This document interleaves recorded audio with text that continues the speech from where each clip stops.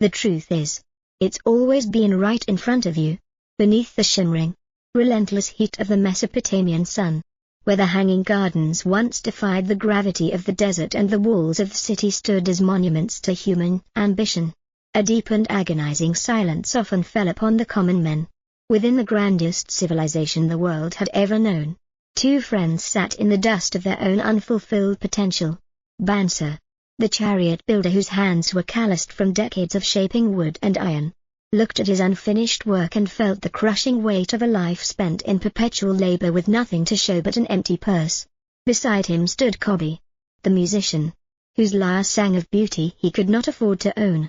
They were the archetypes of the working poor, honest, diligent, and skilled, yet trapped in a cycle of subsistence that rendered their effort meaningless. Their struggle was not born of laziness, but of a profound ignorance of the laws that govern the flow of gold. As they gazed at the opulent chariots of the wealthy sweeping past, they realized that the city was overflowing with wealth, yet they were merely the conduits through which that wealth flowed into the pockets of others. This realization was a psychic rupture, a moment of awakening where the pain of their current reality finally outweighed the comfort of their routines. They remembered a man named Arkad, a friend from their youth who had once shared their meager bread but now stood as the most affluent figure in all of Babylon. Arkad was the manifestation of the master of resources, a man who had decoded the hidden language of prosperity while they remained illiterate in the grammar of growth. In their desperation, they sought him out, not to beg for a loan, but to ask for the secret of his transmutation from poverty to immense power. Arkad received them with the grace of a man who understands that wisdom is the only charity that does not disempower the recipient. He recounted his own origin as a humble scribe, hunched over clay tablets in the Hall of Records, laboring for hours under the flickering light of oil lamps. His life had been a mirror of theirs until he encountered Algamish, the moneylender, a figure representing the mentor of the threshold. Algamish was a man whose eyes held the cold clarity of a diamond, seeing through the pretenses of those who wished for wealth without understanding its nature. When Arkad performed a task of immense labor with unprecedented speed, Algamish rewarded him with a truth that seemed almost too simple to be profound: a part of all you earn is yours to keep. At first, Arkad did not understand. He argued that he spent his earnings on the baker, the clothier, and the landlord. But Algamish, with the stern patience of a master, explained that by paying everyone else first, Arkad made himself a slave to them. By reserving 1/10 of his earnings for himself before any other expense, he was planting a seed. Money, in this archetypal retelling, is not a dead object but a living seed that, if tended correctly, grows into a mighty tree of protection and abundance. The struggle that followed was a test of Arkad's will against his appetites. He had to learn to live on 9/10 of his income, resisting the seductive pull of immediate gratification to nourish the fragile sprout of his savings. But the path to mastery is paved with failures that serve as initiations. After a year of diligent saving, Arkad committed the classic error of the unseasoned investor. He gave his accumulated gold to a brickmaker to buy rare jewels from a distant land, hoping to sell them for a massive profit. Algamish, upon hearing this, laughed with the harshness of a man who knows that wisdom is often bought with tears. He pointed out that one does not seek advice on jewels from a brickmaker any more than one seeks advice on the stars from a shepherd. The investment was lost.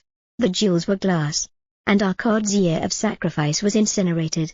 This was the Negredo of his financial journey, the blackening where his illusions were destroyed so that true knowledge could take root. He had to begin again. But this time he was armed with the understanding that expertise is the only safe harbor for capital. He learned that money is a shy servant, it flees from the ignorant and multiplies in the hands of the wise. Analyze this beginning, and one finds a profound psychological mapping of our relationship with value. Most individuals operate under the consumer ego, which views income as a means to satisfy the endless hunger of the present moment. This mindset creates a state of internal poverty regardless of the external numbers. The first lesson, the law of the 10th, is actually a practice in self-sovereignty. It is a psychological declaration that your labor belongs to you first, not to the merchants and creditors who surround you. By paying yourself first, You are engaging in an act of self-respect that recalibrates your entire identity. The failure of the brickmaker investment highlights the Dunning-Kruger effect of early success. When we first accumulate a small amount of power, we often overestimate our wisdom and fall prey to get-rich-quick schemes that lack the foundation of professional expertise. True wealth is built on the integration of discipline and discernment. Arkad had to suffer the loss of his first child of gold to realize that money is a living entity that requires the right environment to flourish. This segment of the story serves as a warning against the arrogance of the novice and a celebration of the resilience required to begin again after the ego has been bruised. It teaches that the journey to prosperity is not a straight line of accumulation, but a series of psychological deaths and rebirths where the poor man within is slowly replaced by the steward of abundance. As Arkad persisted, his second attempt at investment was more cautious. He entrusted his gold to a shield maker who used it to buy bronze, paying Arkad a rental fee for the use of his capital. Here, Arkad discovered the magic of compound interest, the phenomenon where the children of his gold, the interest, began to work for him and produce their own children. He realized that he was building an army of golden slaves, each one working tirelessly without rest, hunger, or complaint. By the time Algamish returned, he saw that Arkad had moved from a state of possessing to a state of managing. The mentor recognized that the student had internalized the laws of the universe, and he entrusted Arkad with the management of his vast estates. Arkad had become the alchemist who could turn the leaden hours of labor into the golden permanence of an estate.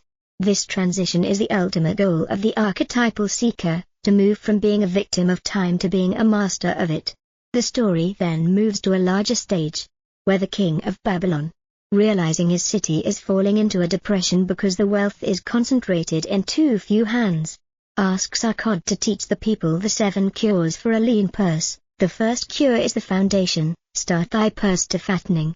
This is the re-emphasis of the 10% rule, but now it is framed as a societal imperative. The second cure is to control thy expenditures.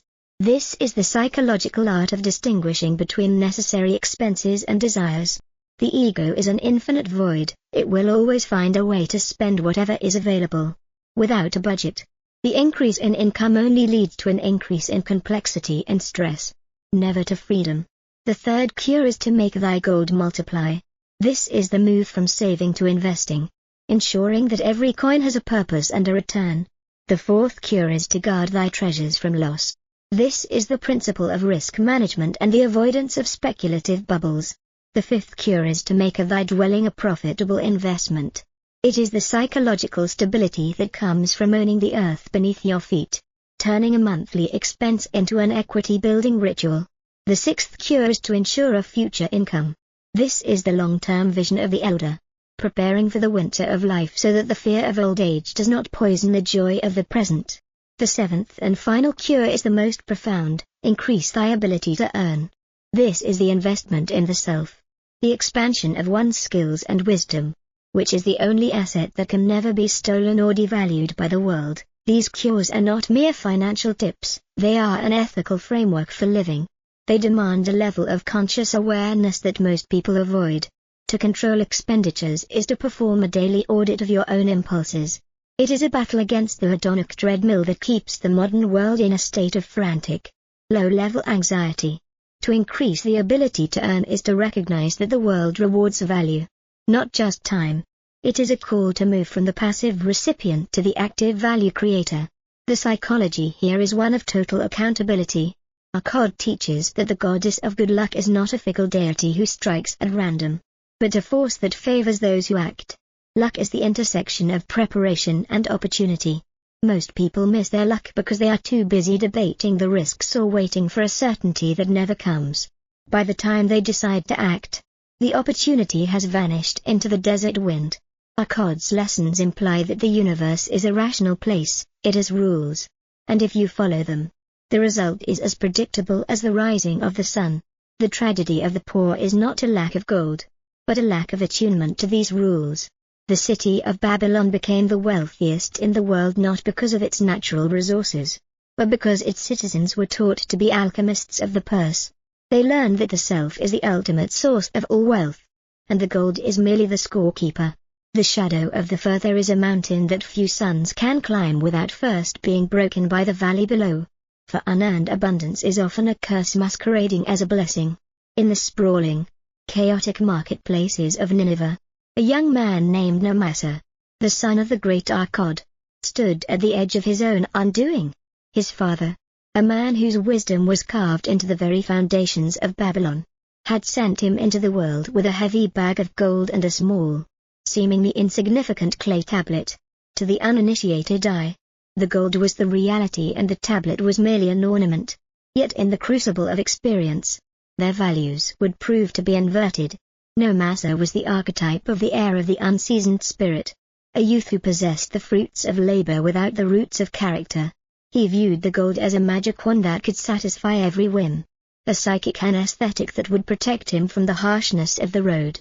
He ignored the tablet, which contained the 5 laws of gold, treating it as the tiresome lecturing of a previous generation. This is the universal tragedy of the inherited fortune. When a man receives the what without the how, he is merely a temporary steward of a wealth that is already plotting its escape. Namasa fell prey to the seductive whispers of the trickster's men who promised him that his gold could double through the speed of horses and the luck of the dice. He was blinded by the greed of the novice, a psychological blindness that renders a man incapable of seeing the difference between an investment and a gamble. In a series of disastrous moves, driven by a desperate need to prove his superiority to his father's shadow, Namasa watched as his golden army was slaughtered in the arenas of speculation. His horses were slow, his partners were thieves, and his judgment was clouded by the arrogance of the well-fed. Within months, the gold was gone, and the young man who had ridden out of Babylon as a prince was reduced to a beggar in a city that did not know his name. This was his descensus ad inferos, the necessary fall into the underworld of poverty where the ego is finally crushed, allowing the soul to hear the truth. It was only in the cold, hollow silence of his hunger that Namasa finally reached for the clay tablet. As his fingers traced the cuneiform signs, he began to realize that the wisdom of his father was not a shackle, but a map to the very survival of his identity. The 5 laws of gold are not mere financial tips, they are the immutable laws of the cosmic economy. The first law states that gold comes gladly and in increasing quantity to any man who will put by not less than 1/10 of his earnings to create an estate for his future and that of his family. This is the law of the initial sacrifice, the psychological prerequisite for all growth. The second law reveals that gold laboreth diligently and contentedly for the wise owner who finds for it profitable employment, multiplying even as the flocks of the field. This is the law of productive capital, the movement from the static to the dynamic. The third law teaches that gold clingeth to the protection of the cautious owner who invests it under the advice of men wise in its handling. This is the law of external wisdom, the humility to recognize that we are not islands of expertise. The fourth law warns that gold slippeth away from the man who invests it in businesses or purposes with which he is not familiar or which are not approved by those skilled in its keep. This is the law of specialization, a warning against the hubris of the generalist. The fifth law is the most terrifying. Gold flees the man who would force it to impossible earnings or who followeth the alluring advice of tricksters and schemers or who trusts it to his own inexperienced and romantic desires in investment. This is the law of reality, the final check against the fantasy of the ego. Namasa, having tasted the bitterness of the fifth law, spent the next 10 years laboring in the service of a master, applying the first and second laws with the ferocious discipline of the man who has looked into the abyss and refused to fall. He transformed his labor into a new bag of gold, but this one was heavy with the weight of his own sweat and the density of his own character. When he returned to Babylon, he presented his father with 3 bags of gold, 1 to replace what was lost, and 2 more to signify the value of the wisdom he had gained. He had moved from being a consumer of his father's legacy to being a creator of his own. Analyze this narrative, and one encounters the crisis of the second generation, a psychological phenomenon where the descendants of the successful often fail because they lack the hunger of the founder. Money without the philosophy that created it is an entropic force. It naturally dissipates until it finds a hand that understands the rules of its retention. Namasa's journey is the classic hero's initiation. where the Father's blessing can only be truly possessed once it has been lost and re-earned. The tablet represents logos, the word and the law, while the gold represents eros, the desire and the material. Without the law, the material is chaotic and destructive. The psychological weight of the 5 laws lies in their demand for total self-regulation. Most men are slaves to their romantic desires, believing that they are the exception to the rules of the world. They chase the alluring advice of the current age, whether it be chariot races in Babylon or speculative bubbles in the modern era, because they lack the internal censorship of the wise. No Master's redemption is a testament to the power of the integrated will. He had to suffer the mortification of the ego to become a sovereign of the purse. The story teaches that the greatest asset is not the gold in the bag, but the patterns of thought that allow the bag to be refilled. It is a call to move from the impulsive child to the disciplined steward, recognizing that the laws of the universe do not bend for the sake of our comfort or our heritage. The narrative shifts then to the grand halls of the city, where the citizens of Babylon sought to understand the nature of good luck. They questioned whether luck was a fickle goddess who struck at random, or if she was a force that could be courted. Arkad, the master of the treasury, taught them that luck is the daughter of action. He recounted stories of men who stood on the precipice of great opportunities, a land deal that would have secured their future, or a partnership that would have expanded their horizons, only to let the demon of procrastination whisper in their ears. Procrastination is the archetypal internal saboteur, the voice that tells us that tomorrow is a more convenient time for courage. Luck, Arkad argued, is the intersection of preparation and decision. The man who acts quickly when the opportunity aligns with his goals is the man whom the goddess favors. Luck is not a lightning bolt, it is a slow-moving river that only carries those who are already in the water. This is a profound psychological insight into the nature of opportunity cost. Every no to a valid opportunity is a yes to the continuation of your current misery. The citizens learned that the goddess of luck does not visit the idle, nor does she linger with the indecisive. She is a restless force that seeks the company of the initiative taker. This philosophy of action leads into the story of Mathan, the gold lender, a man whose life was a study in the psychology of protection.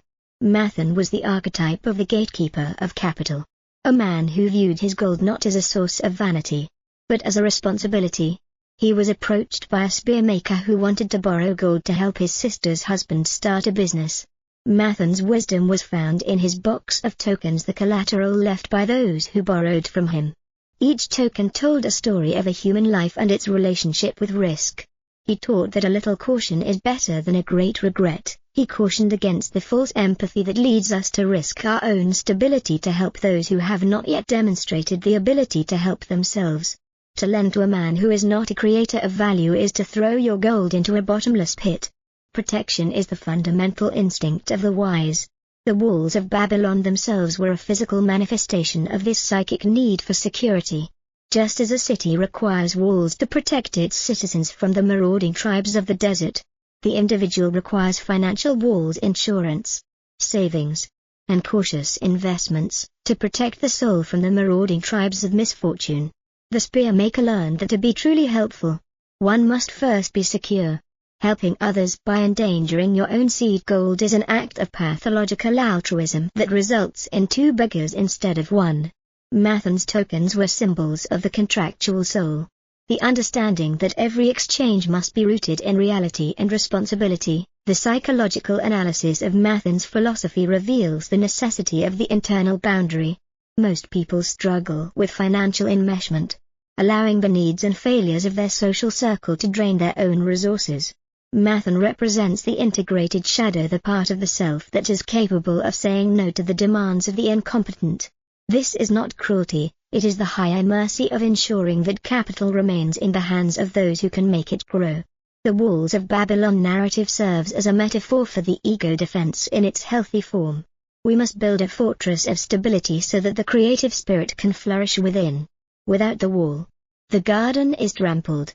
The citizen who is protected by his own foresight is a citizen who can contribute to the grandeur of the state. This segment of the summary emphasizes the move from impulsive generosity to calculated support, teaching that the preservation of one's own wealth is a moral duty to oneself and the community.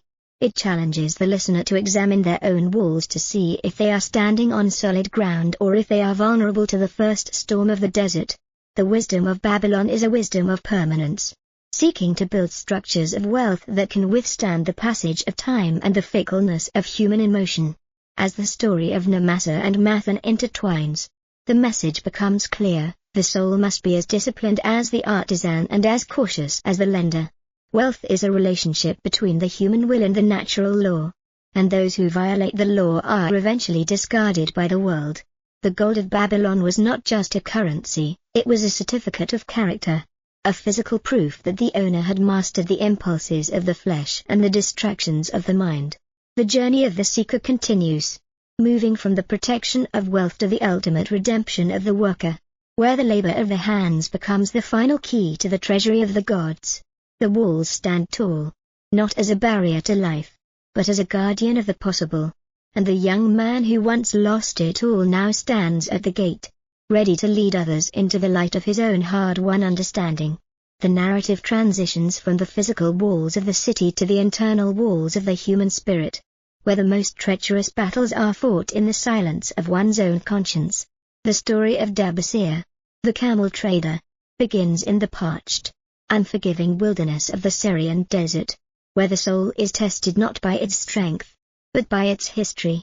Dabasir was the archetype of the fugitive from responsibility, a man who had once been a respected artisan in Babylon but who had allowed his ego's hunger for luxury to outpace his actual means. He fell into the debt-shame spiral, a psychological vortex where one borrows from the future to pay for an illusion of the present. He borrowed from the gold lenders, from the merchants and even from his friends, until the very air of Babylon felt heavy with the eyes of his creditors. In a fit of cowardice, he fled the city, believing that distance could erase the ghost of debt, only to find that the internal creditor is a relentless traveler, captured by desert traders and sold into the humiliating bondage of slavery. Dabasir was forced to tend the camels of a wealthy Syrian master. It was in the desolate stillness of those desert nights, surrounded by the indifferent grunts of the beasts he tended, that Dabasir faced the ultimate existential mirror. His mistress, a woman of sharp perception, asked him a question that pierced through his layers of self-deception. Was he a man with the soul of a free citizen, or a man with the soul of a slave? Dabasir realized that his physical slavery was merely a reflection of the psychological bondage he had created in Babylon through his unpaid debts. To be a free man is to stand as the sovereign of one's word, and he had shattered his word 1,000 times. This realization was his alchemical negredo, the moment of total psychic disintegration that precedes rebirth. Encouraged by the mistress to prove his free soul, he stole away in the night, riding through the sandstorms and the searing thirst with a new, ferocious determination. He returned to Babylon not to hide, but to transmute his shame into honor. He sat with a wise scribe and created 5 clay tablets, the tablets of Dabasir, which remain as the ultimate blueprint for the redemption of the debtor. The plan was a mathematical manifestation of his integrity. 7/10 of his earnings were allocated for the dignified support of his household and his loyal wife, ensuring that the present was not sacrificed to the past. 1/10 was set aside for his own future savings, a radical act of self-prioritization that signaled to the universe that he was a creator of wealth, even while he was a payer of debt.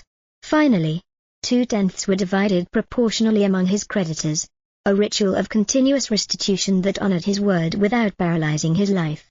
Dabasir walked the streets of Babylon, no longer avoiding the gazes of those he owed. He faced the anger of some and the mockery of others, but he remained anchored in his system. This 70/20/10 rule is a psychological masterstroke of pacing and persistence. Month after month, year after year, he worked as a camel trader, delivering the small portions of silver, until the day finally came when the last copper was paid and the last debt was extinguished. Dabasir stood in the marketplace as a man who had purchased his own soul back from the underworld. He had learned that where the determination is, the way can be found, and his name became a symbol of the invincible will. Analyze this narrative, and one encounters the profound truth that debt is the slavery of the modern age, a psychic vampire that feeds on the hope of the future. Dabasir's journey is the archetypal return of the prodigal son who pays his own way back into the father's house. The 10% savings rule, maintained even in the depths of insolvency, is a psychological declaration of future sovereignty. It prevents the debtor from becoming a mere atmosphere of regret and keeps the spark of ambition alive. The 20% repayment plan teaches the virtue of the slow win, recognizing that trust is rebuilt in drops but lost in buckets. The story emphasizes that the goddess of luck only visits those who have the ethical infrastructure to receive her. Dabasir's determination was the alchemical catalyst that turned the lead of his shame into the gold of his reputation. It challenges the listener to examine their own internal slaves, the parts of themselves that have compromised their integrity for the sake of temporary comfort and have yet to return to the path of responsibility. The final movement of the Babylonian epic centers on the story of Shah-Inada, a wealthy and respected merchant who finds himself traveling with Hodongula, the arrogant and entitled grandson of his former benefactor. Hodongula is the archetype of the entitled nihilist, a youth who views labor as beneath his dignity and believes that the world owes him a living because of his illustrious grandfather's name. He represents the decay of the second generation, the entropic state where wealth without wisdom leads to the corruption of the spirit. Shah-Inada, seeing the impending ruin of the young man's soul, decides to share the sacred history of the worker. He recounts his own history as a slave, sold in the marketplaces because of the failures of his master. In the dark humidity of the slave pens, he met Megiddo, a man who possessed a mystical relationship with labor. Megiddo taught him that work is a friend. While the other slaves complained and sought to do as little as possible, Megiddo sought to do his best, believing that a man who is a master of his craft will always be noticed by those who seek value. Shah-Inada adopted this philosophy of excellence. He worked with a spirit of devotion, treating every task as if it were a sacred ritual. He was sold to a baker, where he learned the alchemy of the oven, and then to a merchant, where he learned the grammar of trade, because he was more valuable than his status as a slave suggested. He forced the world to acknowledge his inherent sovereignty. His value creator mindset led to his freedom and his eventual partnership with Hodongula's grandfather. Shah-Inada explains to the stunned youth that labor is the bridge between the dream and the reality. It is the only force that can pull a man out of the mud of his own circumstances and place him among the kings. Hodongula, moved by the realization that his grandfather was not a lucky favorite of the gods but a dedicated servant of the work, sheds his arrogance. He realizes that work is the best friend a man ever had, and he picks up the staff of the traveler with a new sense of purpose. This story completes the Babylonian cycle by moving the focus from the retention of wealth to the sanctification of the effort. Wealth is merely the echo of value, and to hear the echo, one must first strike the bell of labor with all their might. The psychological analysis of the Shah-Inada story highlights the master-slave dialectic in its most profound form. The true slave is not the one in physical chains, but the one who resents his work and seeks to escape the burden of existence. The master mindset is found in the man who views his labor as his signature upon the world, an act of active meditation that aligns the self with the creative forces of the universe. This is the Babylonian work ethic, which posits that excellence is its own reward and that gold is merely the scorekeeper. Shah-Inada's success was an inevitability because he had mastered the internal alchemy of turning effort into value. This segment challenges the modern listener to re-evaluate their relationship with their daily grind. Is your work a burden you endure to get to the weekend? Or is it a friend you cultivate to build your character? The answer to that question determines whether you are moving toward the Ishtar gate of your potential or toward the slave pens of your own resentment. The core message and meaning that the richest man in Babylon intends to convey to its readers is that financial freedom is the result of a transformation of consciousness rather than a stroke of luck. It is a philosophy of radical self-reliance rooted in the ancient understanding that the laws of the universe are both simple and unforgiving. The city of Babylon was not built on gold mines or natural resources, but on the disciplined minds of its citizens who understood the universal laws of wealth. The book teaches that wealth is the natural result of living in harmony with the laws of accumulation, protection, and investment. It demands that the individual take total ownership of their financial destiny.